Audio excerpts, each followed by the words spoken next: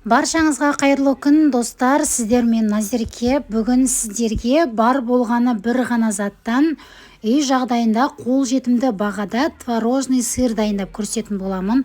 Өте кереметтей болып шығады, әрі дүкендегіден қарағанда сіздер әлдеқайда ұтасыздар.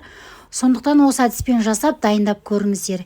Кез келген тортқа пайдалана беруге болады. Ең алдымен бізге осындай дүкендегі пакеттегі айран қажет болады, кефир.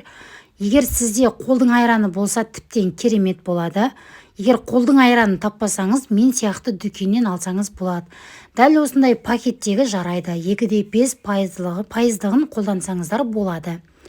Ал енді үлкенірек ыдысымызды алып, оның үстіне ситаны қойып, ситаның үстіне марылымызды қоямыз. Егер сіздер марыл пайдалансаңыздар, творожный сыр өте әдемі болып бөлініп шығатын болады. Сондықтан марылды пайдалануға кеңес етемін. Айрандарыңызды морозильникке, холодильникке емес, морозильникке кемінде 10 или 15 сағатқа қалдырасыздар. Содан соң барып айрандарыңыз осындай тас болып қатады. Одан кейін бетін марылмен жауып, кемінде 4-5 сағатқа қойсаңыздар, өзі творожный сыр бөлініп шығады. Астынан артық суы ағып шығып кетеді, яғни бөлініп шығады творожный сыр.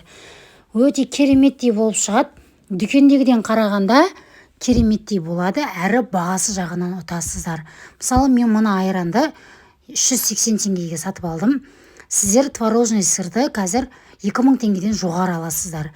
Яғни сіздер 3 есе ұтасыздар. Сондықтан дәл осы әдіс бойынша жасап көріңіздер. Ең бастысы морозильникке салып күтесіздер. Морозильниктен алып, осылай ситаға қойып, артық суын шығарып аласыздар. Сонымен творожный сыр дайын болады. Міндетті түрде қыздар жасап көруге кеңес етемін. Ешқандай өкінбейсіздер. Айрандарыңыздан 4-5-ден алып қойып жасасаңыздар, өте көп мөлшерде алып, 1-2 тортқа пайдалансаңыздар болады. Сондықтан жасап көріңіздер.